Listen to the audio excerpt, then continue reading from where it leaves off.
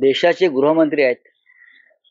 मी मागे म्हणालो की देशाचे गृहमंत्री देशाच्या अंतर्गत सुरक्षेचा विषय बाजूला ठेवून महाराष्ट्रातल्या निवडणुकांमध्ये शाखांना त्यांच्या भेटी देत आहेत.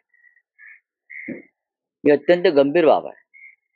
देशाच्या सुरक्षेविषयी गृहमंत्री किती गंभीर आहेत हे यातून दिसत आहे.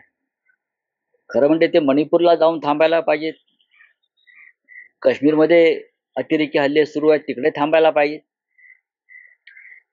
देशामध्ये अनेक प्रश्न निर्माण झालेले आहेत.